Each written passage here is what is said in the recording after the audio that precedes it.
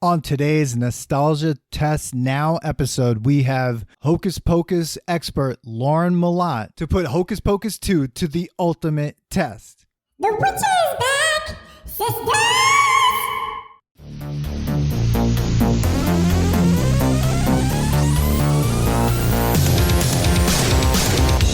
Welcome to the Nostalgia Test Podcast, the show where two longtime friends put their mainstream pop culture past to the ultimate test, the Nostalgia Test.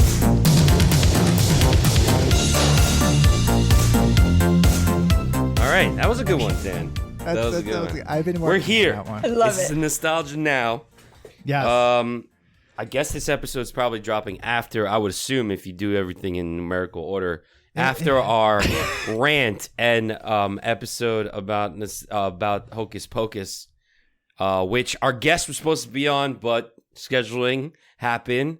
But now we got her for the Nostalgia Now. So who do we got? Manny, wait. Wait. Can I just say so? I've been listening to some back episodes, Okay. and I've been we've not been doing something, and I'm going to do it right now. Facts. Hey everyone, welcome to the Nostalgia Test Podcast. I'm Dan. I'm your host, Dan, here in LA, and I'm here with my co-host and longtime friend, Manny Coelho. Oh wow, we haven't been doing that? We have We not. should. I thought like you just like edit. Like we should just do a drop where that gets edited in, just because we forget. I've been That was a listening good to one. back You're right. Episodes have not been doing it, so I Yeah, have and to like drop it in there. I think we're supposed to also like if you follow the podcast rules, like you're supposed to say stop, like, follow, subscribe, all those things. Yeah, do please it. share, do all of those things, and Yeah. also go to Lithology Brewing Club, lithologybrewing.com, and come check out my brewery because I do shameless plugs all the time, and it's the only sponsor we have right now. Shameless plugs. You like craft beer, and you live on Long Island, and you want something local. Stop by Lithology Brewing in Farmingdale, 211A Main Street. That's Lithologgy. Lithology Brewing. Yeah. Well, So now we are here with Lauren Malott. I'm really looking forward to hearing her opinions on Hocus Pocus 1, but Hocus Pocus 2 is we're out. here. It's about it's getting into some things, and so why don't we just introduce our guest, Lauren? Thank you so much for being here. Thank you so much for having me, Dan and Manny. I'm so excited to be here. I do feel like self-described Hocus Pocus expert is an apt title. I don't know. I think if you put in 10,000 hours to be an expert at something, like we might be getting there. Okay, we've got 2 decades of watching this movie every do you watch- single season. Every Wow. season. And how many times did you watch it every season, do you think? Oh, that's a tough one. I mean, minimum once, but I remember, in the olden days of streaming, it was like, oh, when is it on? I'd have to wait till the 13 Nights of Halloween on ABC Family. Holy nostalgia. Yeah. That's when I would watch this show. Yeah. Oh, it was Yeah, like things are so much different symbolic. now. It's 'Cause, crazy. Yeah, like you could watch it, not during the season now. When do you decide is the season? Like, is it September? Is it like October 1st? Like, I watch Elf, right? Is my like constant. Like, I watch Elf like 7 times during the season, like, and it's on Thanksgiving Day till Christmas, and I'll continue to watch it.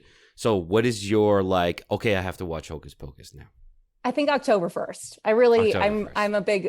I am a classic person with the like start of October. That's the start of Halloween. I know technically fall starts earlier, but it's too hot. It's too hot. I gotta wait. It's really like almost weather dependent because if it's 90 degrees outside, I can't watch it. It makes me feel a certain way. It's like, it's like petting a cat backwards. Okay, it's watching Hocus Pocus when it's hot outside. All right, that's what I'm trying to explain here. It's I get it. Okay, and then after the 31st of Halloween, Yeah. oh no, that's a bit. I can't. You won't watch even it. watch it. No, I will not No. watch it after Halloween. No, it feels I get it. icky. I don't know. It gives me So the that's- ick.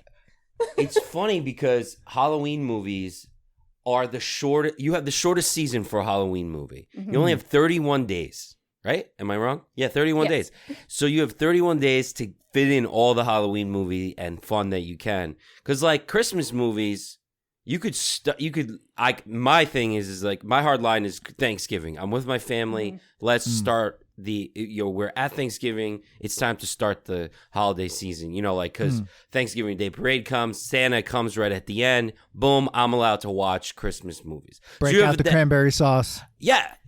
Shut up, Dan. Shut up. Oh, Cranberry sauce is terrible, and you need to stop telling people that. even the jellied? You don't even Oh my do God, jelly? no. No, I will say though, my this year we did a whole episode on this, and we were talking about cranberry sauce.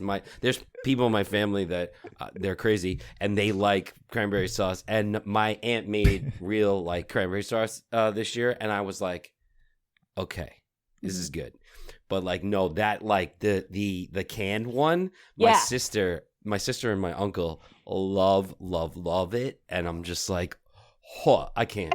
It's so gross. It's so gross. It like reminds me of like Spam.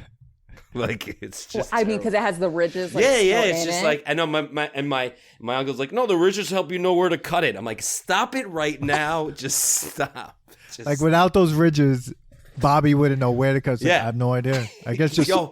Dan, put a I spoon got in yelled at about that episode. Like he's like, I I know. heard what you said, and like they were mad that I didn't like cranberry sauce. Well, let's hope that our next Thanksgiving episode causes another rift in your Thanksgiving. Oh my God. Yo, but my aunt got me to try her new recipe, and it was really good. So I mean, so you're just a bougie cranberry sauce person is what you're telling Yes. me. You need like the homemade Yeah. stuff.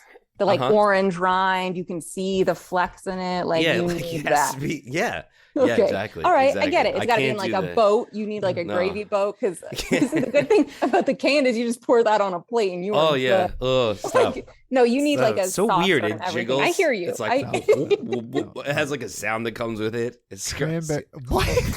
It's like right? Is that? Yeah. I have to go get a wipe. Yeah. That was amazingly 'Cause, like, accurate. It's like Yeah. sucking It's the like air out. yeah, it's like gag. Yeah, it's Yeah, like slime. It's like exactly. Gag. It's like gag.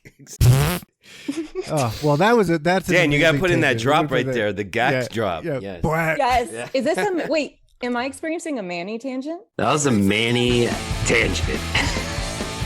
Yes, you are. Yeah, you are. I love it. You just did. That was a Amazing. nostalgia test tangent. Right And that's a nostalgia test tangent. there. Specifically a Manny tangent. Yeah. That was a Manny tangent. Yeah, there's a drop for that one. I Oh, my know. God, I so- love it. I'm excited. All right, so let's go back to Hocus Pocus. Yes. All right. When did you fall in love with Hocus Pocus? When did I fall in love with Hocus Pocus? That's a great question. So I was not born when Hocus Pocus first came out. I was not yet in the world. So I saw this when ABC Family started airing it during the annual Halloween. It was 13 nights of Halloween, and then it went to 31 nights of Halloween. But before ABC Family was freeform, which I sound like my parents saying Costco, like when Costco was Price Club. Oh yeah. That makes me feel real old. It's like, oh no, you mean American Idol? No, that's Star Search. Like that's Yeah.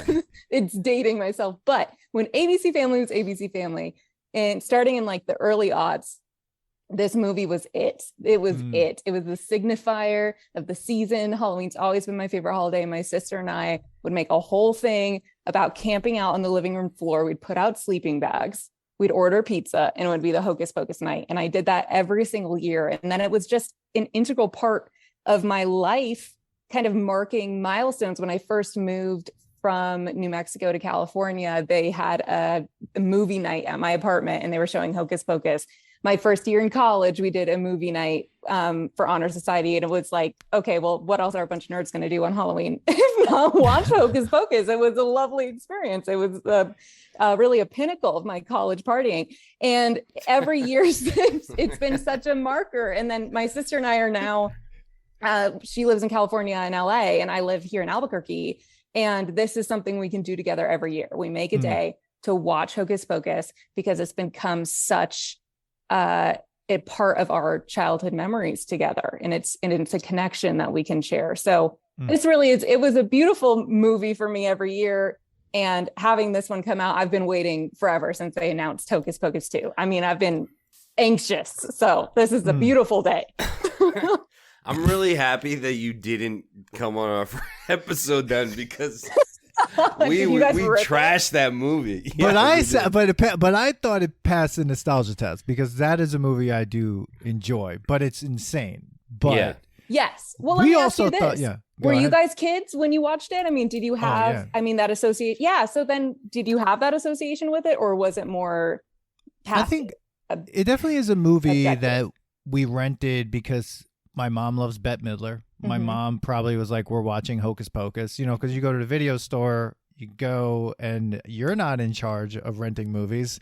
And usually your parents are, which they made a big mistake. And there's a movie maybe Manny and I will do when they rented Radio Flyer, that was a big mistake to rent. Oh. But Dude, that movie was great. yeah, not for kids, but but we would watch, she definitely wanted to see that. So Hocus Pocus is a movie I've seen this year, last year, I believe the year before that, but it is a movie there's like a gap where I didn't see it, but every now and then during Halloween, will watch it.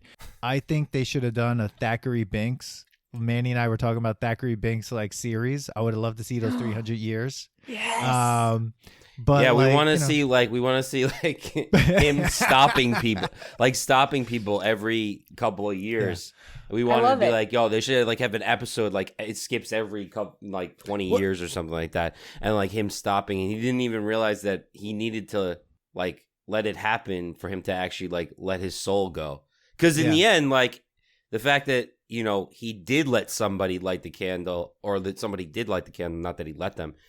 He finally got the sisters to disappear, and then he finally got to go be with his sister. I was like, if he only knew 300 years ago, that's all he had to do. But Well, so Lauren, I have a question about there was a question I had about Hocus Pocus 1 that Manny and I were talking about it in the episode, going like, why didn't the villagers just burn that house down? Like, you know what I mean? Like, after they died, like, I would have thought in the 17th century, they would just be like, now let's just burn this house down.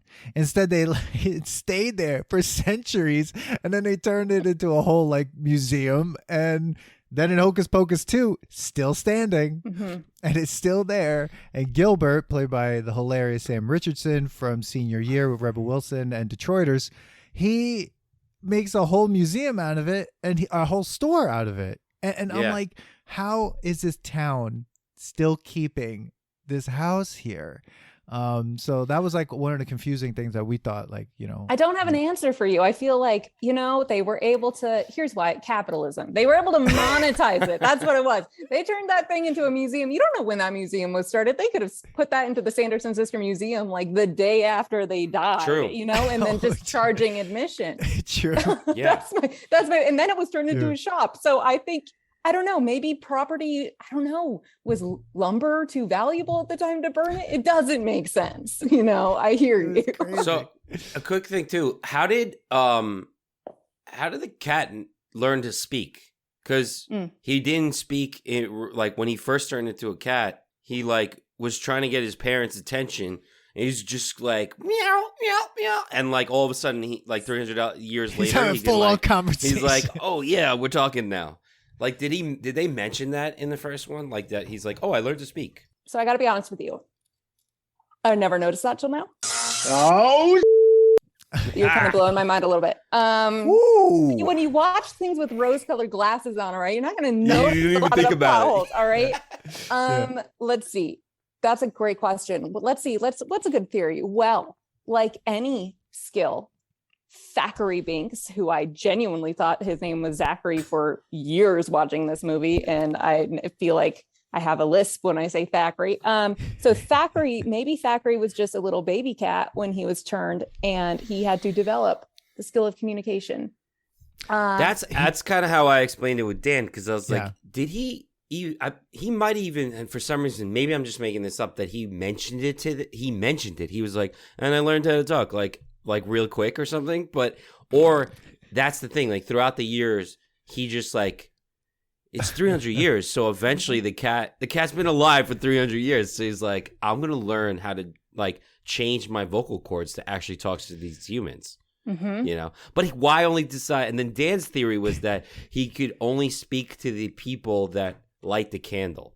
That's where I was going to go next. thought. And I feel like that's a fair theory. And, you know, there is a fan theory that Allison is a white witch. So maybe he can only communicate with witches. Oh, And that's why he couldn't communicate with his family. That's what I'm. See, this is why I listen to your podcast, because I'm like that. I did not realize that was such a big plot hole. I don't have any. I know, it's like, because like if he could have just told his like father, like, hey, it's me, it's me.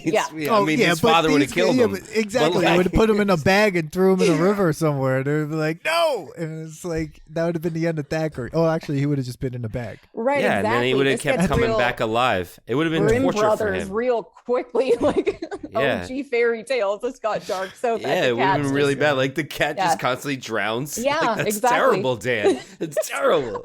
We did see it get hit by a bus in that movie. Oh, I mean, We did. Broke me as a kid. Oh my God, it devastated me. It was like it really upset me. I remember feeling that trauma when I first watched this movie. we should have you on when we do Homeward Bound then.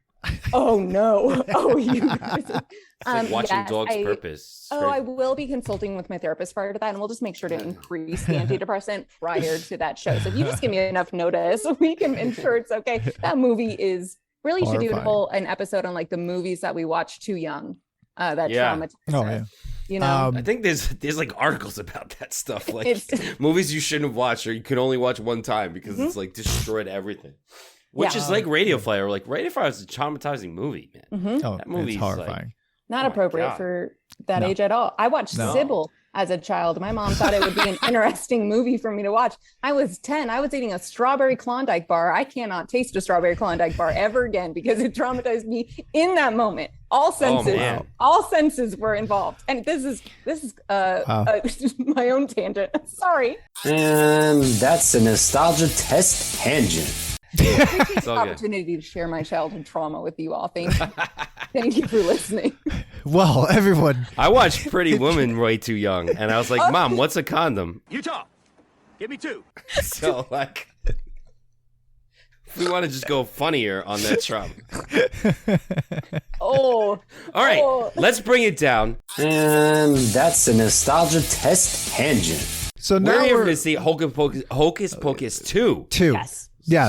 So obviously, we know your answer is that Hocus Pocus 1 passes the test. Like, yes, there's nothing you although it could be flawed and cheesy and whatever, you're in love with that. You're okay with that. You're down. The whole thing about Hocus Pocus 1, it became more of a hit after the theater. Like it bombed in the theater. Right. Like people were like, "What is this?" And let's not forget, it was made for children. Like Dan and I, we were like busting on it, but I was like, it didn't have to make sense why they were making fun of a California dude. Like, oh, dude, ride some waves, dude. Like, none of that needed to matter. And how there was only one good kid actor in it, and the rest were terrible actors. Sorry for those who, I don't know what they're doing now, but that girl was fantastic. Yeah, the two girls in that movie are still acting. Oh, and the dude's not? No. What is he doing? Do we know? No, he just doesn't want to act. I don't know what he does. Does a podcast about nostalgia? That's gonna be more.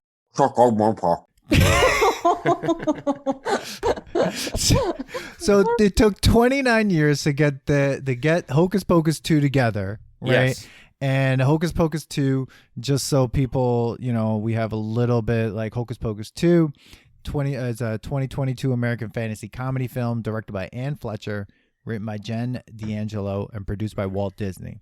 It's the sequel to Hocus Pocus 1. It stars all the same, the same three witches: Bette Midler, Sarah Jessica Parker, Kathy Najimy, which she's amazing, and Doug Jones. It has Sam Richardson, Whitney Peake, Tony Hale from Veep, Belissa Escobedo, and Hannah Weddingham. Now, 29 years. Butchering some of these names, and I feel really bad. But it takes place in Salem. And the thing to me was right away, I was like, how are they bringing these witches back? Because they disintegrated, they were destroyed. And I'm like, what's going to happen? And the movie doesn't even open up with that right away. It opens up with, it's 1653 and we're in Salem. We're back in time again. Pause, and we're Dan. Spoiler alert. stop the podcast right now. Go watch the show. Go watch the movie because we're about to break this whole down. So do not go further if you haven't seen this movie, or if you don't care, just sit and listen because Dan's about to say it all. Had to do it, Dan. Had to interrupt you because people you might ruin someone's surprise. So. Well, I don't know. Do you ruin anything in the beginning? I mean, it's just them. It's like you see the three witches like as little girls, no mom.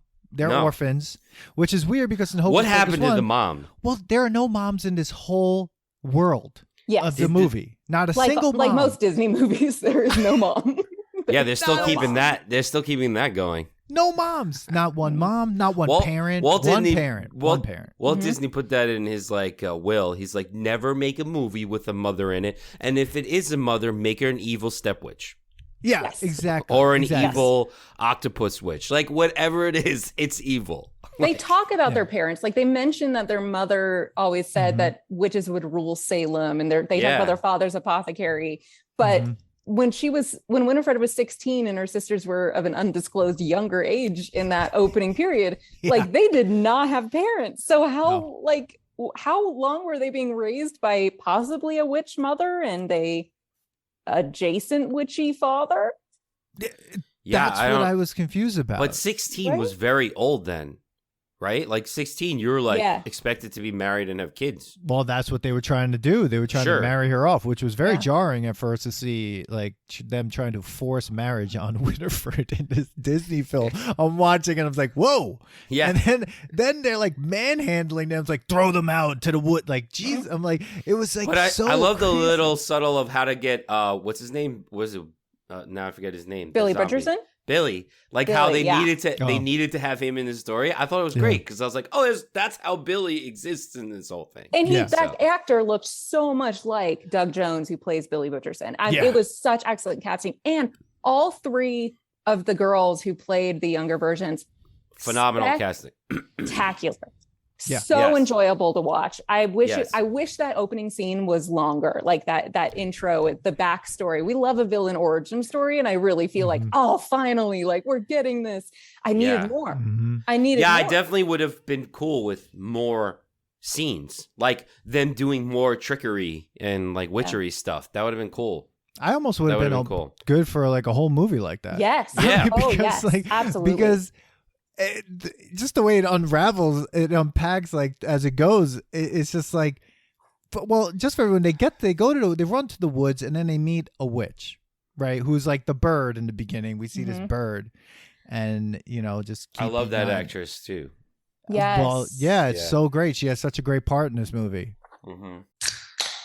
No, I'm being sarcastic. She literally shows up for like 10 minutes of the movie, and then she's just as a bird. I thought you meant as in like she has a great part. As like she does a really good job with what she was given. That's what I do also think that like she should have come back. I wish there was like Well, here's the thing. She's like kind of giving the clue that she's gonna leave because it's like she can't live anymore without her covenant. Like she was like, your covenant's the most important thing, and gave the book away. So she was kind of like, all right, I'm done. I'm gone. Because I was like, oh, I hope she comes back. I thought she was going to come back at the end. Like, spoiler alert.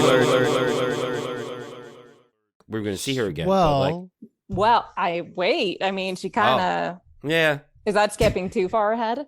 We go all over the place anyway. I mean, she does kind of come back. They do show the bird in the beginning of the present day Salem scene, and then they do show it again in the, kind of the end when the girls are walking down the street. So I feel like she was symbolic of whenever the book gets passed to the next coven of witches, she's there. So it's like she knew that was going to happen this round, and that's why she came into the present day and stuck around.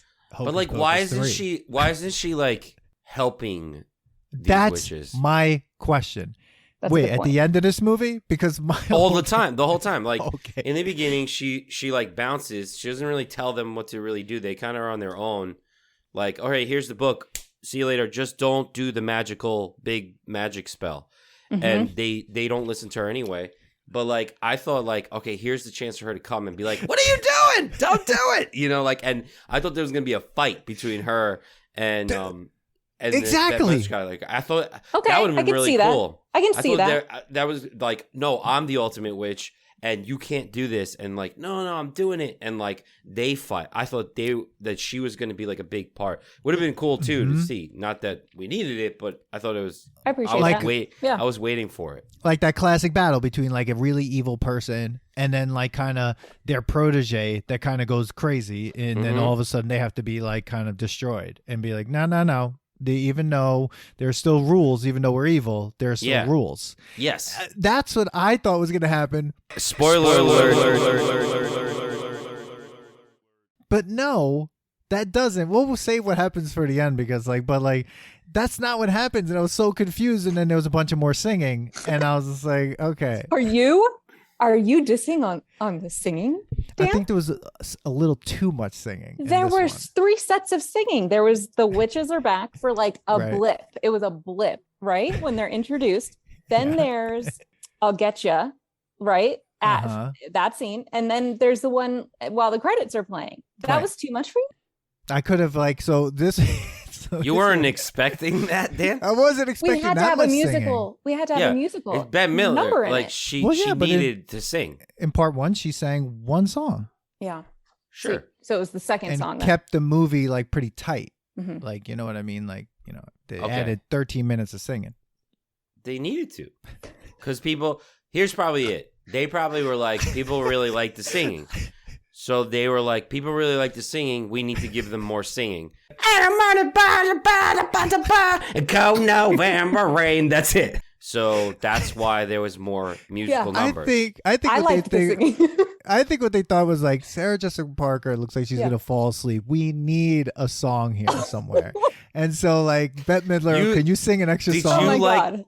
Did you like Sarah's like acting this time? No, Dan? she looked like she was there like by gunpoint. Like it was just like she might have been. It was really weird. She was just like and she didn't look. She wasn't like in the first one. She was like her character was just like it looked like she got hit in the head a bunch of times, and that was okay. But you commented that she was too much great. of like a kid lover. You were like, that was creepy. A little too creepy. She constantly wanted to play with the kids. I do see that. I can see that. Watching they fixed that this part. last time, I was like, all right, listen, the older I get, the more I'm like, I don't really. Not that it's like, listen, the older I get. It's not like I've been at. No, the older I get, I understand. The older I get, the more I understand. No, it's I guess just growing. And the more you hear something, you hear it enough times, you're like, it doesn't bother me. And then finally you just hear things with like an adult ear and like, oh, you're just like, I don't like that. And so I feel like they took that part away from her and she's like, well, what else can I do? And I think like they were just like, I don't know. I like Kathy Najimy is amazing. She was so good. Dan, you mean you didn't like the scene where she goes, spread out, and she's like, oh, amazing. I thought that was a great comedy like acting right there, Dan. Come on. The scene in Walgreens phenomenal. Totally just so Andy Kaufman. The Walgreens was a great scene. The Walgreens scene was great. I love it. I love it. You know, I was watching it going, honestly, like, didn't Kim Kardashian say that she would have eaten like human waste if it would keep her younger longer? And I was watching that going like, this is not that far off. And then when they ate the face mask, like it was the children's skin, I honestly laughed out loud. Like a movie made me laugh out loud, not the type of like, oh, it made me smile and I just said LOL in a text. Yeah, that was a funny scene. Laughing. Yes, I thought it was great. And I don't know if Robert Palmer to be mad that I said this, but she has those masks. I don't think she's gonna be mad that you say I didn't care. She was cracking up when that came on because I was like, I see that mask all the time, and it was a funny scene. It was good. I like that. I mean, there's some classic pharmacy scenes. That one, Killer Clowns from Outer Space. That's got me more. Like there's just I knew you were gonna be like something about being in a pharmacy the fact that you brought Killer out. Clowns into this movie is appalling. Dude, not even keep that movie out of this movie. Don't even. Lauren, if you haven't seen Killer Clowns I've in not Outer seen Space, it. I've not seen it. And okay. Oh my watch god. Watch it, then listen to episode 16. But be ready for the most campy movie ever. All right, I can do that. I felt like at some point, like you said, you like Halloween, but like if you don't, this is not horror, and this is like so bad it's good type of movie. Like it's probably a C+, maybe. It's an extended. It's like an extended sketch. Yeah. That's what I Okay. would say. And that's a nostalgia test tangent. But let's go back to Walgreens. yes, Now, okay. The people in okay. it's terrible. that whole scene, one, it gave me like anxiety because I used to work at Walgreens and all drugstores. I was like, I hate being inside this place. But here's the weird thing about what they understand and what they don't understand. An automatic door freaks them out, right? Nothing else freaks them out except for that and Siri, but they know like these songs that are like pop culture songs. They don't care about like nothing else scares them that's like new in the world. But an automatic door, they were already alive in 1993. They should have seen an automatic door. There wasn't that many automatic doors in The 93. bus door opened on its own. They could have been like, oh, it's just like the bus door. Well, they were I mean, quite the guy surprised had about a the handle. bus. Yeah. I mean, but this bus was a whole thing of them being excited about the bus. I mean, that was an entire like section of the movie was I think them being, but look at this movie. They need another is bus so meta. I mean, they literally have the movie playing in the movie. Okay. So it's just, is that why they're dressed up as the Sanderson sisters? Because they saw them in the movie? You know, you get real, this is like a mirror within a mirror within a mirror. You just start looking at your own reflection. Exactly. I wanted to understand like how people understand what the Sanderson sisters look like. That's what's weird to me. Like now that you said that, I'm like, wait, why do people know what they look like? They're supposed to be ancient witches. And then in 93, when the first one came out, all the kids were trick-or-treating and the adults were stuck in a building dancing until they died almost. And then no one saw them except for this group of kids. And apparently the one black child that we didn't see in Hocus Pocus 1. He was not in the first one. He was absolutely okay. not in the I When love that how- story I love how came up, I was like, no. Like, I'm sorry. You were not in that cast. You Let's like not pretend you were there. when the writers are sitting around being like, "Oh shit, now like how are we like what are we How gonna are we do? gonna What are put we this doing? in?" Here? How are we gonna explain this?" That kid wasn't walking around, and it looked like he was just by himself in a back street somewhere. Like he didn't have any friends at all. Which Like- is even worse. Oh God. I mean, he said he had a really bad night. He said it was not a good night for him. Yeah, he that did. the older kids took his candy. But I do have to say the fact that little clip was in the movie, that there was a little bit of a backstory that explained what happened in the first one, means this is completely standalone. Like if someone had not seen Hocus Pocus 1 and they just watched this, it's not like there would be any confusion over what the original one was about because they included that little blip in there. And I love the tie-ins. I think some of my favorite parts were like the callbacks to the first movie that they interspersed throughout this entire sequel. So I was okay with it because I liked the tie-in. And they have to also explain his obsession, like the fangirling over the Sanderson sister. Yeah. Oh my god. And like I thought that was that whole like story was great, and then like how he like melted the black flame, and I was like, okay, this makes sense, and I'm okay with it. Like how they came back because he was able to keep the wax, or somehow he was the book that told him how to make it. The book Yeah, that's instructed him because he rescued the book that day. And the book instructed him on how to make another one. And I was like, I was in. I was like, yeah, that makes sense. I So totally let's missed that go with part. it. I was trying to figure out how he made that candle. The book told him how to the make book the told candle. him how to do it because the book wanted his master back, like his friend, you know. But like, I will say, happy birthday, here's the end of the world. That's like the worst gift. Like this guy, like literally. I will say that like I don't understand. First, I would have loved to have like the parents of the original, like somebody from the original movie still live there and be like, what? We thought we ended this. Like, you tell me they just moved? Like, you're not one of them stayed. Like, it would have been cool to see, even if like the two got together and had a family, you know, like, yeah, that probably wouldn't have happened, but like from middle school. Yeah, but like it would have. It was high school. Oh, no, yeah. right. But like, or even like the parents who danced till they died and been like, oh God, they're back. This is crazy. Remember the time we almost died dancing? Like, it would have been like one more cool like throwback, or like that they helped a little bit. Like, you know, like they had to go because like to me, it's like, how is this town not ready for That's this? what I'm talking about.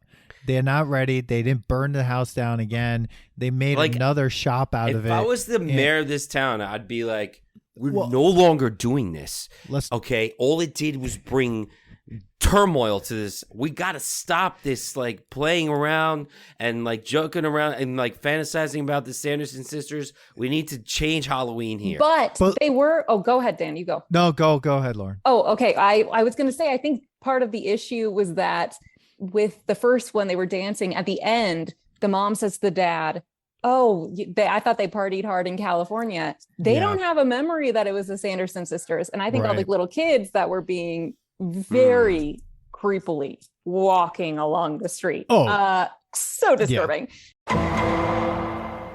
They don't seem to remember it. So I think maybe it really was just the three of them, Max, Danny, and Allison, that remembered it. And how did they not stay there to warn? That's a great. That's a great. Maybe because they thought it was over. I thought I got you there. You know what it is? Because but they did think it was over. No, they right? did the right thing and they got the hell out of there. Is exactly what I would do after that. I'd be like, we have to go. Can't. Why stay not here. destroy the book? Like they didn't care about the book after it was over. That the other guy was able to get to it. That's what I don't get. Like, they didn't bury the book. No one does anything. They just keep it. That's why this girl's like, I'm gonna keep it. It's like, no, Gossip Girl. Wow. You're gonna not keep it. Like, she's in Gossip Girl, the star of the girl. I remember. I know very well. You can't take the book. This is like, it's like an Indiana Jones when he has like the Holy Grail, like when he goes to get the Grail and he's like gonna take it. And he's like, no, you got to leave it. And if he didn't, he would have died. Like, right? And this is like, nah, take the book, whatever. Go for it. This time the book is a character. It's like really, truly a living character. It's sweat.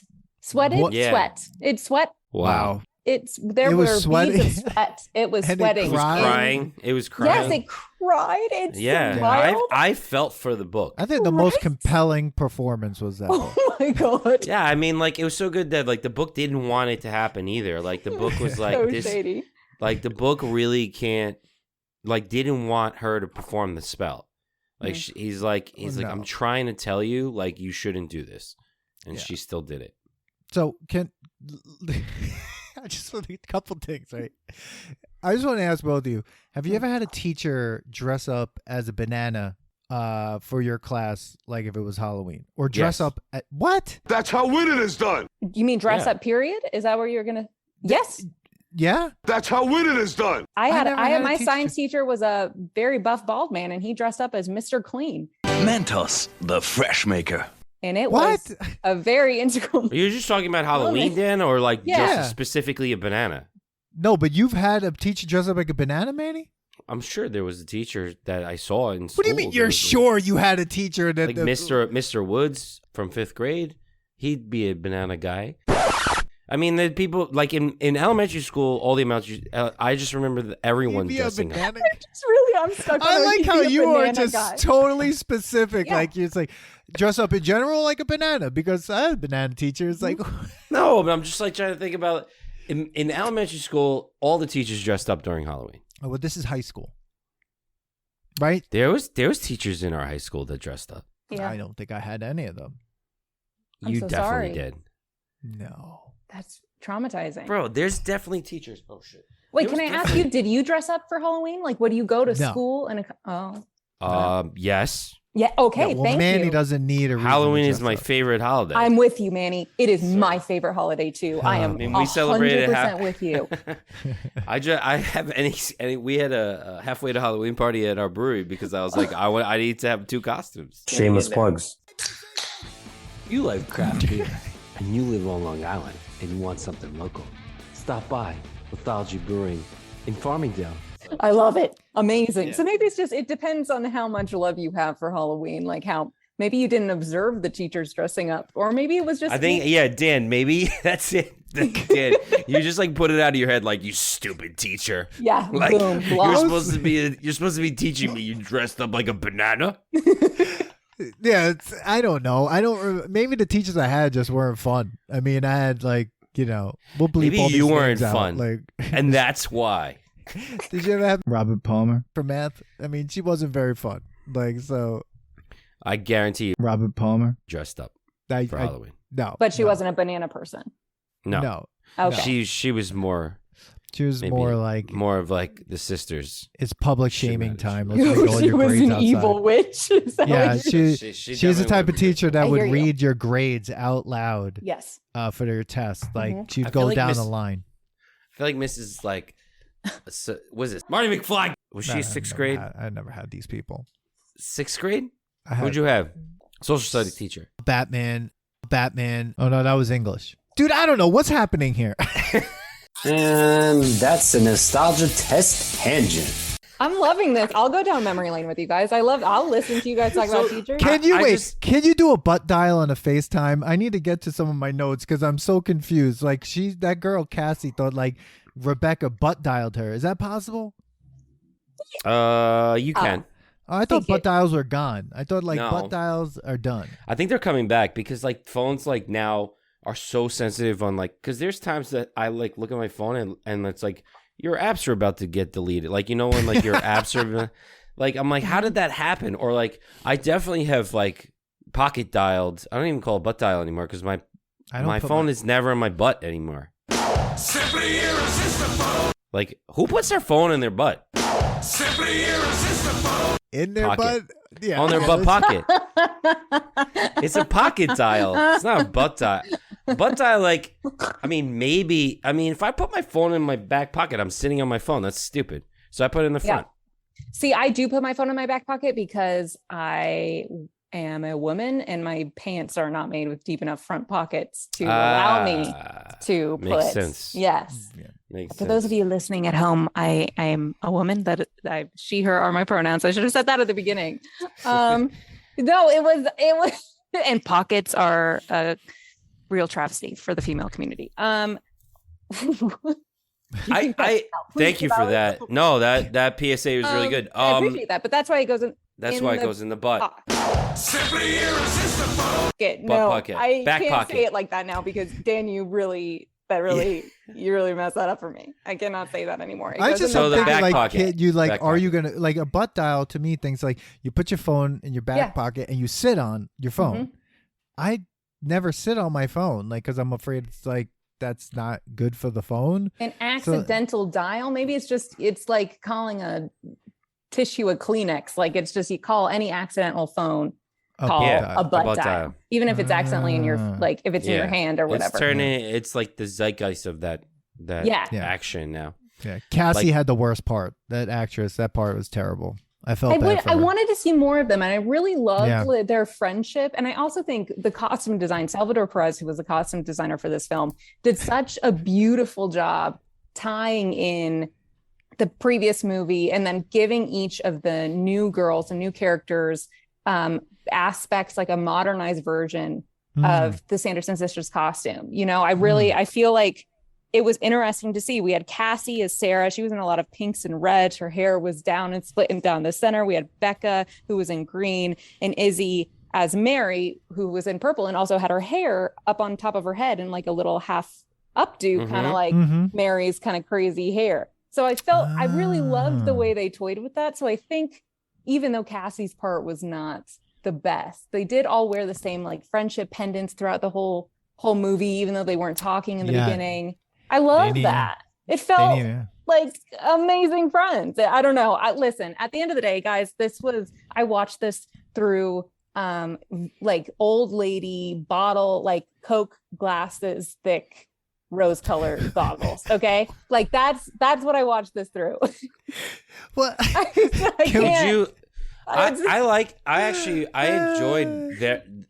I enjoyed their whole story. Like even like making fun of this the airheaded boyfriend, like how he didn't realize he was insulting them. He's like, no, you guys are cool. It's like you're literally insulting us. Like you have no idea that like what you say is actually like and he's like, oh man, I have to apologize to a lot of people.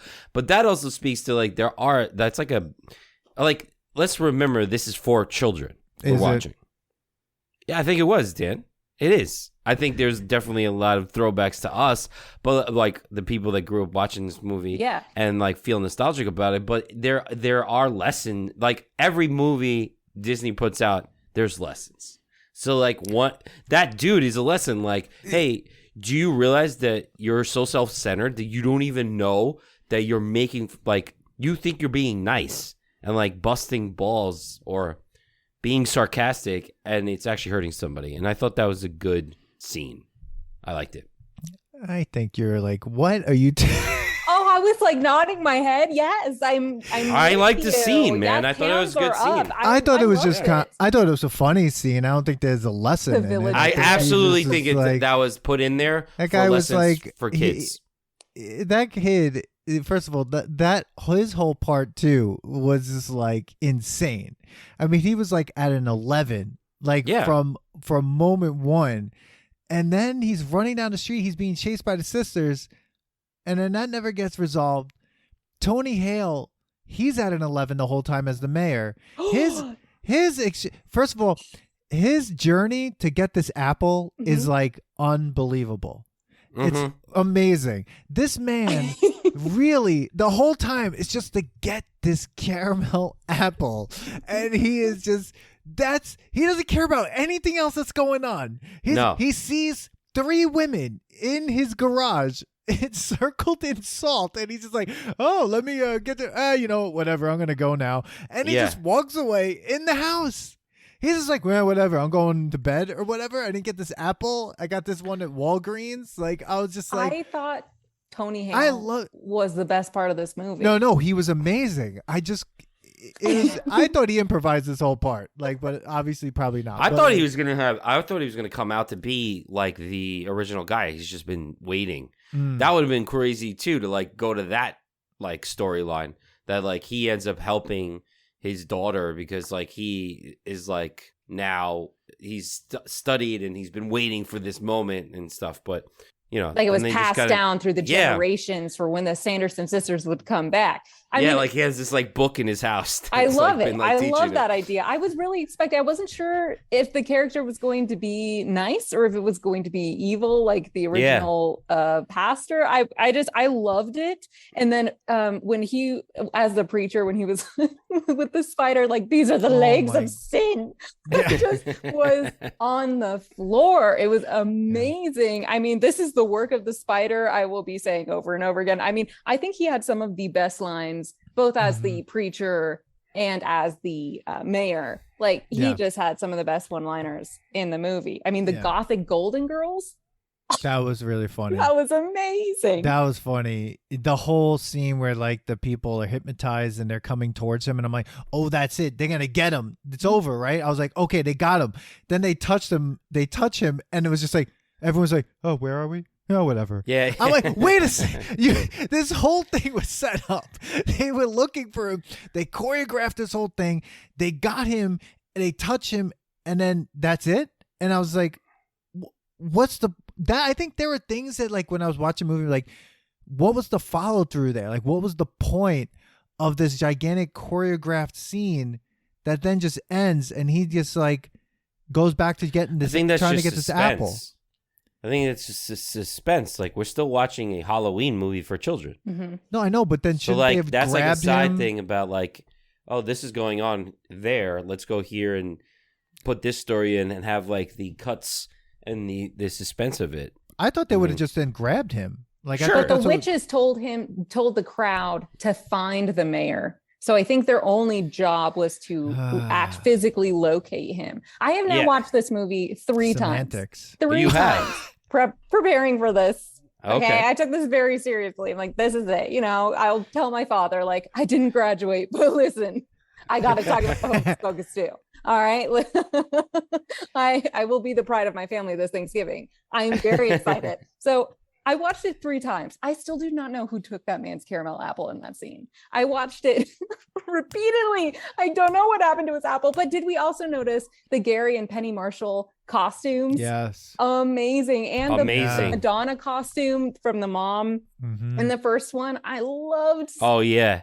Oh, and then there was so many great throwbacks to that. There was the 3 women dressed up like the Supremes or something like that, which were literally the only 3 other black characters in Hocus Pocus 1. and I'm watching this one. I'm like, there they are again. Yeah. I was like, what is going on here? But they did a lot of that. But if you're the mayor, I'm pretty sure you can get an apple. Like, he didn't have to wait online. He could have just been like, I'm the mayor. I want this apple. Like, get a mayor apple, put it on the side, and just leave an apple for me. Yes, Like, I'm the mayor. I put on this damn festival. Yeah. Like, come on. You have to wait in line with everyone else to get this apple. Someone could just go, hey, Mr. Mayor, thank you for this. Here's your candy apple. Now go home and go to bed. Like, I mean, this is what he wanted. This is like his whole journey. But Was maybe this that's the that good of a juxtaposition king? between that and his forefather, the preachers, that he didn't Yeah. use his powers for evil. He waited in line with the people, then and he's up for re-election. So he didn't want to feel, interrupt anyone when in line, and that would cost him a vote. Did he have a wife in that picture? I was He trying to figure. did. He did have a Where- wife in that picture. Where the fuck was she? Where There are no was she? moms. I think we've established. We saw a picture. That 'Cause was when- it. Because Cassie was having her party, which, let me just say, like, someone who threw plenty of parties in their parents' house, Simply irresistible. you don't just throw a party when. And my parents actually listened to this podcast, but they knew what was going on. They knew there was They parties. knew because a couple They knew people about forgot to parties. like throw some bottles out. They thought hiding it behind the heater is gonna work, and then parents Yeah. are like, "What the hell is this?" I'm like, "I don't know." But anyway, you don't just go, all right, I got 5 hours. Let's just throw a gigantic party in my house. That's not happening. No. That was the most ill-conceived, like She did let her boyfriend, like, boss her around a Destroy lot. it? It was kind of annoying. yeah, Like, he was annoying. he was definitely an 11, Dan. Like, he played that role perfectly. And, like, I hated him because of his annoyance. But he was like a dimwit. Yeah. I felt like he was redeemed in that moment when it wasn't just another evil jock. He just was genuinely not, all there. He was nice. Like, he just like, wasn't very everything observant. Yeah, like everything he did wasn't on purpose. Like he was, like you said, like he wasn't being mean about telling her to have the party. He wasn't being mean. Well, he wasn't trying to be mean the way he was like teasing the friends. He thought that was like, oh, we're friends. We get to pick on each other. And it's like, no, you actually were making fun of me. Like, Yeah. you're a terrible person. Now, unlike in the first movie where the sun was coming up and then went down again, in this movie, the sun never came up at all. There was no brightness. It was like just complete darkness the entire time. So I was trying to figure out, like, the set was great in this movie. Like, I agree. I mean, obviously we've come a long way from 90s set production. I thought the storyline was great. I thought it was more coherent and being able to follow. It wasn't, ADHD Halloween movie. It was like, all right, let's follow this nice story. Like, it was a good story. And then, like, when they brought Billy back and like his whole thing, I thought that was his storyline was great. I liked every set design was great. It was not, they did not spare any budget on this one, it seems. Do you have the facts on how much they spent on this? Let me see. But I mean, I get what you're saying, Manny. I get it. I just think it could have been about like 13 to 15 minutes shorter. Really? Oh, man, I are in Because- unison on this. because Hocus Pocus 1 was like 90 minutes or 93 minutes or something, right? And I Yeah. feel like when you're doing a movie like this, it's really important to understand like timing. And I just felt like this one was like 102. It was like an hour 47 minutes. And I really know, like, it's just like, Dan, 47 minutes. You're really gonna like, whatever. 103 minutes, like 13 minutes is like, but that 13 minutes, like there was just an extra 13 minutes in it. And I was like, man, we can like cut this scene down more. And I don't need a second song. And then like, So you're okay with the first one where all we watch is them sleeping? So like 5 minutes of them sleeping. What are you talking? Yeah, but then the ceiling explodes. Okay. You know what I Okay. mean? Like, Yeah. in this one, I have to watch Bette Midler do a soliloquy at the end, Really? where like out of nowhere she has You're this just long. hating her singing. She has this is long. Bette like, Midler we're wait, talking about. Wait, she has this long, like Grinch Stole Christmas like speech at the end, Uh-huh. which to me makes no sense because she's power hungry the whole time. She's willing to do anything to get what she wants. And this is the point in the movie where I'm like, Spoiler alert. yeah, her sisters are dead. Who cares? Now she's powerful. And that's when the other witch should have came down and been like, no, get the fuck out of here. And that would have been the end. Like, I felt like this long speech that she made, I was like, am I supposed to care about this witch now? My heart. I just didn't understand. It came heart. out of nowhere. It came out of nowhere. Listen, we are talking about Halloween right now, not the Grinch, which is clearly what you're referencing with your heart. Just a few sizes too small. That's Dan. what happened. Okay? She's like totally goes like, oh, my sister, get the hell out. She I like abused swear them. to The God, whole 2 out of 3 of the times I watched this movie, 2 out of 3 of the times I cried. Now we have established that I have a bit of a hyper emotional connection to this movie that makes me not the most impartial party. Okay, I understand that, but I thought I take that. I understand. There's an asterisk next to my opinions on this film. Okay, but as I have a little sister, so watching this film, watching that scene was so impactful for me to finally see her have a heart, and the only thing that she's cared about, it wasn't power, it was her sisters. And let me say this. What is the Hocus Pocus series now? Because luckily we have 2. What are these movies if not conversations about sisterhood? And the first one, you have Max and Danny, and he's not taking care of his sister. So then you have Thackeray teaching him, about what happened with Emily and to be a better big brother. And then in this one, you have her, Winnie and her sisters. And then you also have the storyline of chosen sisters with the 3 friends. So I felt like that was actually a through line for both of these films. And it culminated in this really excellent, beautiful speech. I don't have friends. I got family. I loved it. I totally understand. I could not hit take me in the it. feels. I was like, I had tears. My chin was, wiggly wobbly. Like I was crying. My sister didn't shed a tear. Let me say that. But okay, I'm with that one. I'm with your sister on this because I looked at that. I was like, what are they trying to do here? The sparkling fingertips. Like, no, I was like, disintegrate already. It was taking so long for them to. I was just like, go. And then I was like, that's why at the end it was like, it was almost like they were like, okay, we're like, whatever. They tried to kill all of us. All right, let's walk down the street with this book. I was like, wait a second. Wait a minute. Like, all Disney did, in my opinion, at the end of this was like, gotta have a part 3. We have to figure this shit out. And, maybe in part 3, these 3 sisters, the 3 witches will be good now for some reason because you've set that up. But you've set this bullshit up to be Dan.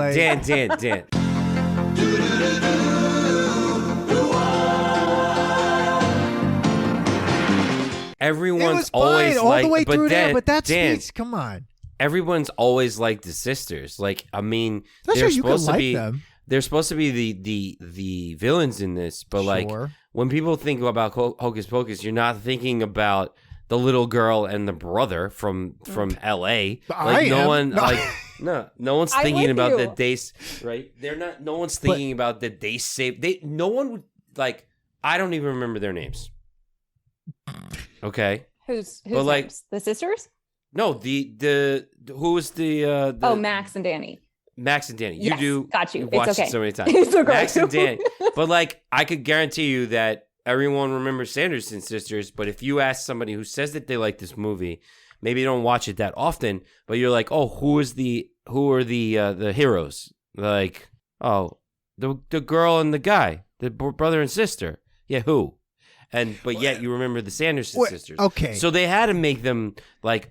And if you think about it, like, yes, like even in the first one, she's always kind of like making fun of her sisters and like she wanted the power and she says a lot of me wordings and then like has to like change them to us. Oh, this. And like you could tell that she's actually the evil one who's just selfish. And then when she finally gets it and then she's like, oh, actually, I don't want this. Like she had to get it first to be like, I thought I wanted this, but now I realize this is not what I wanted, and what was important are my sisters, and being with my sisters are the important thing. But that nullifies the entire movie. What? Prior Where? to this. Okay, I'm curious. I want to hear more. How does that nullify anything? Because the whole time they're trying, like when they set it up in the beginning, you see Winifred's face, like, oh, I'm gonna do this, like as a little girl, like fuck the rules, blah blah blah, right? So now you're like set up. She's more evil than ever. And then, okay, she's willing to try and kill all these people to get this power. She gets that power. And then all of a sudden, seeing her two sisters just like disappearing is what does it. But even before that, she's willing to almost kill them anyway when they all of a sudden have like lasers and they can all shoot like lightning, and then they're fighting each other. And I'm like, yeah, this makes sense. So maybe the other two will jump in and destroy her when like she has this power. But no, like what happens is this person who's like the emperor from Star Wars gets all this power, and then all of a sudden she's just like, you know what? It's like she has a heart. Like, come on. I do agree that they could have brought it. This could have been when they brought in the bird. But wait a second. And then the bird told her, "Oh, you see, you wanted this, but this is what it cost." And she's like, "Oh, please bring her back." And then the bird lady, what's her name? The main witch. What was her witch name? Mother Witch. Mother Witch. Maybe Mother Witch would be like, I'll give you the power to, or I'll take that back and give them to your sister. No, you see, these are bad lessons. Like what you're doing. I felt like it was a. Well, so how would you want it to end? Yes. The other witch came in and kills Bette Midler. Okay, so you wanted it to end like a Marvel movie, is what you're saying? Yeah. That's how you. No, I wanted to end it like a normal, like an actual, like, because here's why. You could keep them as evil as you want. They'll still be people's favorite thing. It's not like in horror movies or stuff like that where like, it's not like when you watch Friday the 13th, there's like, oh man, I really hate Jason. Like you're going there to watch it because of Jason. You don't know who these other dummies are that he's going to destroy. True. Right? So if I see this movie, I'm like in it to see those three characters, no matter what they do, even if Bette Midler is whatever. Same thing with the movie The Witches, Manny. Yes. Do you remember the little kid? You only remember the little kid because of what happens at the end. No! But like, but it was crazy. Yeah, but you remember, and the grandma, yeah. And you remember Angelica. She was Houston. crazy. Angelica Yes. Houston, and she's as evil as they come in like kid witch movies, which that movie was horrifying. Yes, it was. Yes, but if Angelica Houston at the end of that movie had like the friggin' like soliloquy here that like Bette Midler had, I'd be like, what is what is this? How did this happen? I just don't. Okay, I mean, you're right. Like understand. Halloween movies are supposed to be like Halloween itself. You're always cheering for the villain. Sure, It is Halloween. Yeah, Bette Midler's gonna come back if they make it, and everyone's gonna be happy, even if she got like vaporized. Like, I'm okay with that. I just think it was weird. Then they start walking like them at the end. I'm like, what is like? Because the baton has been passed. Because the Yes. crow, that symbolizes the witch, right? The crow flies. This is what I'm saying. I'm saying she comes along to pass the baton to the next coven of witches, and that's what happened at the end. Is they finally became a coven, and the older coven, young versus old, new versus seasoned. It was just this moment of when they passed away that the bird went, okay, I'm but they one thing away in this one thing magical though way where they were like the Force from Star Wars. All of a sudden it they were was like beautiful, like everywhere. And I loved it. You can't I will give- say the only way that they could like I will say though, like they're not evil witches now. Like they're just kind of like girls with power, and that's it. So like, all right, so how do you make a third one? Like, how do they be like? Is someone gonna try to like come against them? Is it gonna be like a Mean Girls type of thing where like the real evil girls are trying to become witches? Like, where do you go from here? Well, someone else is like- going to make one of these dumbass candles. That's what's going to happen. Well, did you see the end credits? There was BF candle number 2 written on a box with the black What? cat. Yes. We had BF candle number 2 written on a box at the end credits of this movie.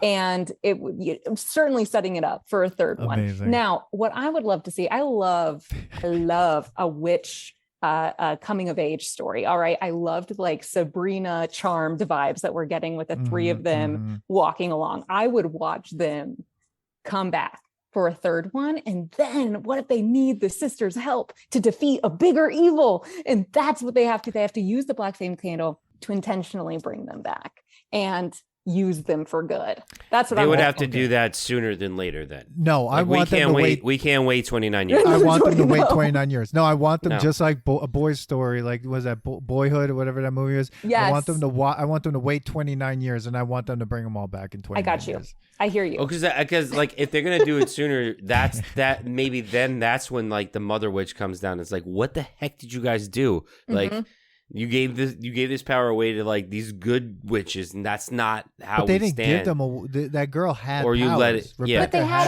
True. an understanding at the end of, I really felt like they came together and saw one another. I mean, Winnie's face when she realized that she was going to be powerful, but without her sisters, my heart. Okay, listen. I guess I was just Matt, thinking, like, obviously my heart is on my sleeve and I just ripped it open for this movie, and maybe we just need to calm it down a little bit. But No, I it's okay. was in it. Like, I loved that. I loved the redemption in that they worked together, New Coven, and then the book used to be so scary and evil, and now it's a symbol of good, and it's just a matter, powers, what you do with it, and it's meant to be shared.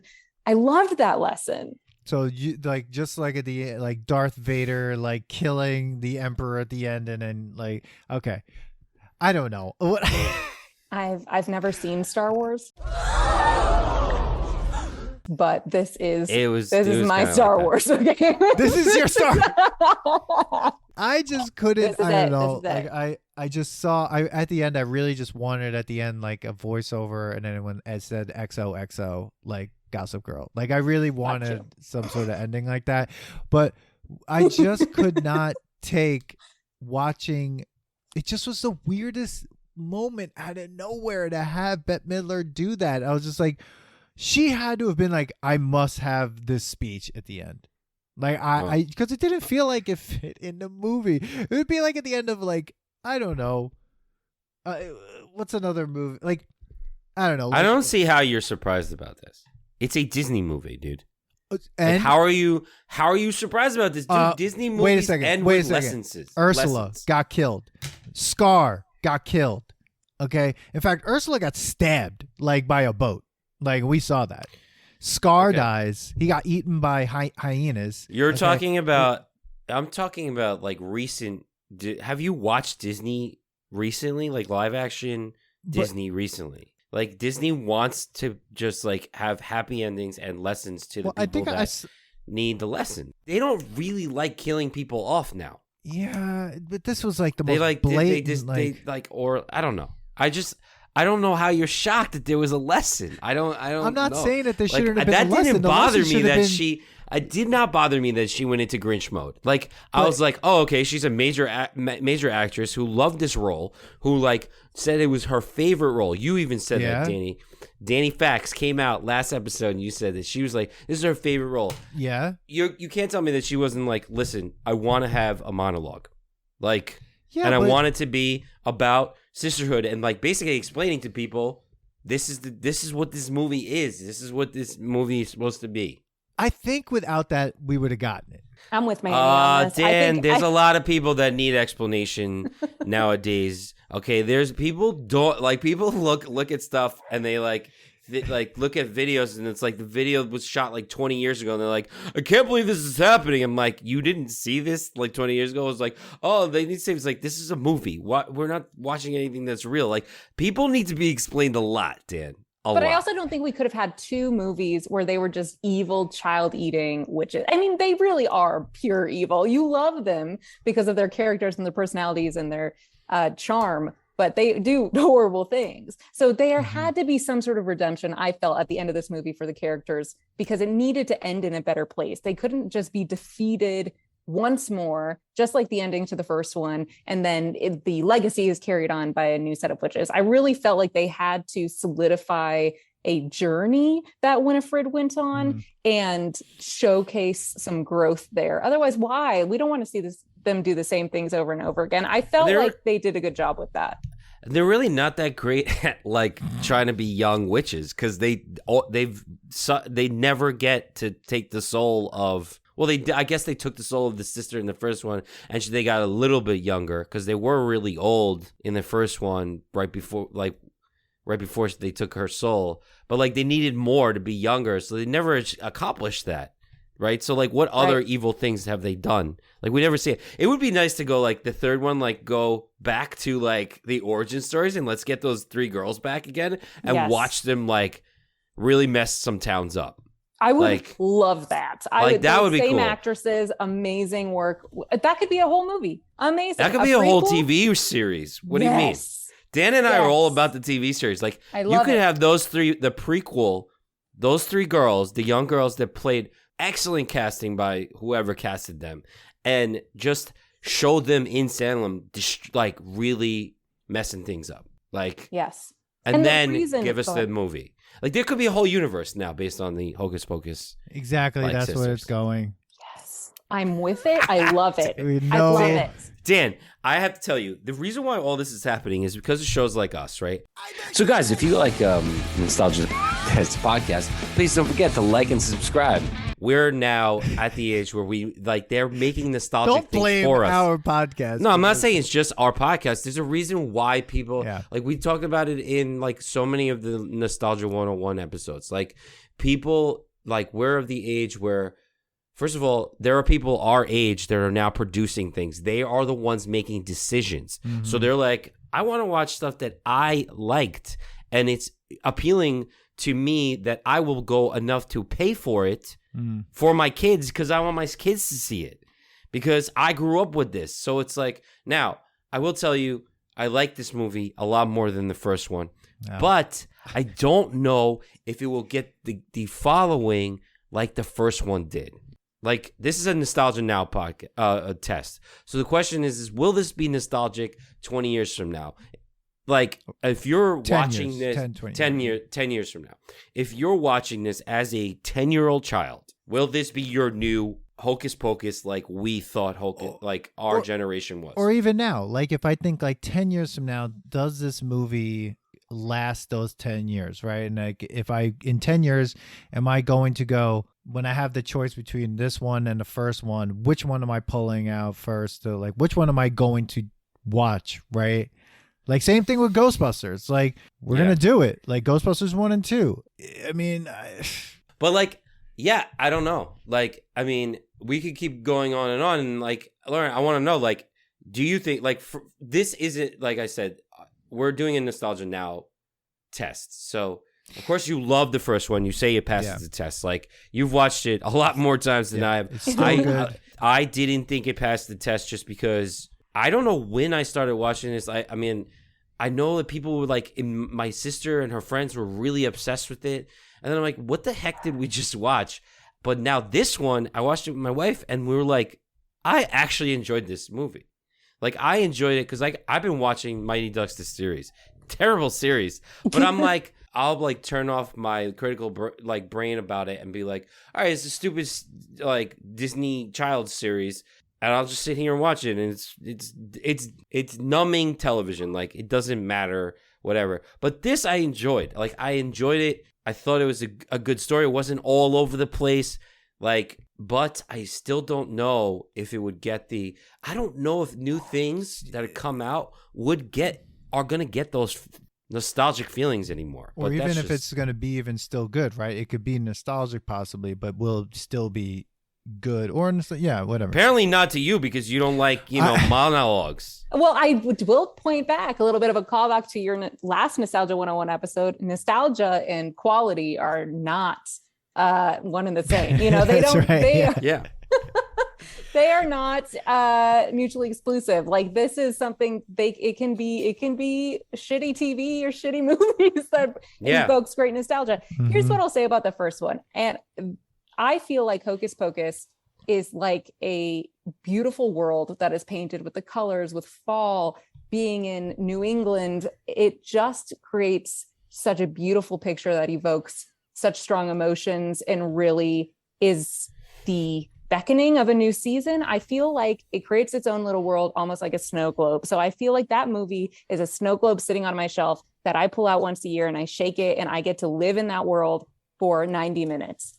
I will say that I think Hocus Pocus 2 has created an equally as grand, if not much larger snow globe that I will be keeping on my shelf right next to the original Hocus Pocus. And I will be pulling this down every single Halloween season.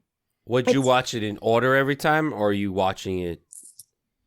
I do love a good sequential movie night. I do think it would be a 1-2. It would be an event. Will also say the only movie I could think that created such a beautiful memory to the original while still maintaining its own storyline, but being really true to the original characters, for me, was Legally Blonde 2. I don't know if you guys have seen it, but the first one was such a classic. It's so beloved. And then the second one, I think they did a really good job keeping the same tone and the same energy. They didn't recreate the wheel. It's not an exceptional movie, but I feel the same could be said of Hocus Pocus 2. They kept the things about the original that I loved, and they improved upon it and built it out so that I'm interested in whatever world is created next. But for now, I think it passes the nostalgia test. I passed the nostalgia test. Okay. Now I'm gonna go like rate the movie. Like which one's better? Second one. No. Second one is better. Absolutely, 100%. You're both wrong. You're both wrong. Wow. It's just wrong. I think the second one. I think the second one was much better. I thought it was much better written. I thought, Dan, I don't know why you didn't like the music parts. Do you not like musicals? No, I like musicals. I just saw Jagged Little Pill. I thought Jagged Little Pill was awesome. I just saw it out here. Newsies, love Newsies. Freaking love Newsies. I don't mind musicals. Do you like The Greatest Showman? Yes, but then when you learn about him, I can't watch it. No, well, like the movie itself. I mean, the movie was story, fine. The true story is horrifying. Right. Yes, the movie's phenomenal. I mean, the movie's great. Like, I don't know why it gets bad ratings. Like, it's it's so good. That was the good. Music in that movie. The Elton John one, that movie was really good. Rocket Man, that was a good. There's a musicals. I enjoy it. I just didn't think this. Okay, here's the problem. This movie didn't go far enough for it to be a musical. It just added more music that I just was like, why is this song here now? If it was like tiptoeing towards that, where it was just like a couple more songs and now we got a musical. But like, it was just like, we're not gonna we're not dedicated to it yet. Wait, okay. It's weird that you don't like this more than I don't like this more than the first one. I'm not saying I didn't think it was fun to watch. Of course it was. I laughed. I thought Tony Hale was great. I thought everyone was really good. I didn't think Sarah Jessica Parker was that great, but like I thought everyone else was so You didn't? I know I did. I don't know. Listen, I disagree with all negative criticism. It's really what this is going to sound like at the end of this. No, that's okay. It's not, but you liked her acting in this one more than the last one, or just like I that think she changed it up a little bit? Consistently aloof. I liked her character. I love Sarah. I think she has a fun airhead quality to her, and I think everything that she does. I mean, in the intro, when the mother witch turns into the bird, and she turned into leaves. I mean, it was just pure like joy. I loved it. I think she struck a nice balance, but. I thought she was better in the first one where I felt like her character was like really like kind of flaky and kind of airheady. And this one, I just felt like she was tired. I don't know. Felt like she was asleep. I don't think on you her like feet. her character because you made fun of her a lot in the other one. See, I'm going to listen to this first episode and I'm going to be like, oh my God, the things I would have said, the comebacks I would have come because you're not going to hate Manny in that first one. Oh yeah, It's okay. Yeah, you like me I in this forgive you. one. Thank God we did this one together because I was also in a weird mood then too. Like, yeah. But I ripped them apart. But I did say that like I did say I liked. We're never gonna get any writers on the show. The sisters were so great. We're never gonna get any writers on this show ever. But like, yeah, like. The bullies, I hated the first one. They were. I didn't hate it. I just thought there were campy. certain points that were just like, yeah, it was very campy. It was so ridiculously 90s Disney. It was just a time capsule of that. It was of that era. It was. Love it. I don't know. Like I would say for me, this movie, in 10 years, I think here's the thing. It's attached to the first one. Manny, this is going back to Rocky 1 and Rocky 2. I'm not going to watch. I probably would watch Hocus Pocus 1 more often, and I might watch Hocus Pocus 2 after Hocus Pocus 1.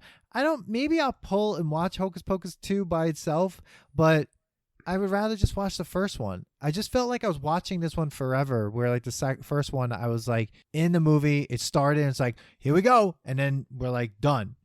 Where like, this one is like, we have to do one more song. We're going to sing this Blondie song, and then we're going to sing at the end. So I'm picking up, Dan, that there's a lot of animosity towards the musical elements of Hocus Pocus 2. Would that be an accurate statement? If they took one song out. There's 2 songs. The first one isn't even sung all the way through. They felt finished like it there at was the just end extra in the singing. credits, by the way, let me add. In the credits. That It's was not even like, I in don't know the why it movie. was there. But even I don't know why it's there. I would say the ending the ending bothered me. I didn't like the ending. I thought it ended like, it was just like, I don't know. I just didn't like that ending. I couldn't get into that. It just bothered me. I was like, you surprise me sometimes, Dan. Man, there's times where I'm like, I think he's gonna love this ending or this monologue, and like, I did not think you were gonna come at it like that way. I just couldn't get into that part. I just didn't understand. It was like a totally different movie. Wow. Yeah, Manny and I, look, at least we're on the same page. All right. Yeah. No, you're gonna like me on this one. I'm with Please you. don't listen to that episode, please. Well, I'm absolutely going to listen to the episode. I'm excited. It's okay. I forgive you. Look, at the end of the day, it's such a fun movie. Both of them are fun. It's just, it's a joy to behold, whether you hate the music or you don't like the ending. At the end of the day, look, you're happy at the end of it. I don't feel like it's a waste of time to watch these movies. It's a bit of entertainment, a bit of joy. Mm-hmm. It's the Halloween season, especially if you don't do scary like horror movies. It's nice to have some nice spooky elements without, True. super terrifying stuff. This is what those movies represent. Yeah. Yes. Absolutely. Whew. Wow. Well, everybody, this is fun. This was fun. I had a great time. Lauren, thank you so much. This was really fun. I hope you had a good time. Maybe if you want, you'd like to come back and like do this again, because we'd love to have you back on, maybe for whatever else, if you have any ideas, of course. What other expert? I would love this. Yes. Listen, anything early aughts, I am your girl. Like I was pretty obsessive about Disney movies. Like, I don't really know where it'll fall in your guys' line of interest, but like the real classic chick flicks from that time. Oh my God. I love. If you ever want to go down Disney memory lane, I'm with you. Or classic movies of any, basically what I'm trying to say, I'm going to sum up. And that's the nostalgia repeat. Pitch real quick. And my cover letter to both of you is that I'm here for whatever you need. I will either watch something I've never watched before, and you can get virgin eyes on a project that you guys are watching for the second time, or we could do a collaboration with another project. But this has been an absolute blast. I've enjoyed every second of this, even hearing truly devastating opinions about this film. I still enjoyed every moment of it. I love it. Thank you both so much. It's a pleasure to listen to, and it's a pleasure to speak with you guys. So thank you. Absolutely. Thank you so much. It was really fun. Manny, any last words, Manny? No, I had a great time. Thank you. Thanks for coming on. Yeah. And everyone, please leave your opinions about Hocus Pocus 2 and why not Hocus Pocus 1 in the comments. Follow us on Instagram and TikTok at The Nostalgia Test, on Twitter at Nostalgia Test, and email us your ideas, your thoughts, your opinions at thenostalgiatest@gmail.com. Follow, like, subscribe, share with everyone you know. Share with everyone you know. Share. Everyone, see you at the next test. Thanks for listening to today's episode. Please subscribe to the Nostalgia Test podcast to know when new episodes drop. Don't forget to leave us 5 stars and a positive review so more people can find the podcast.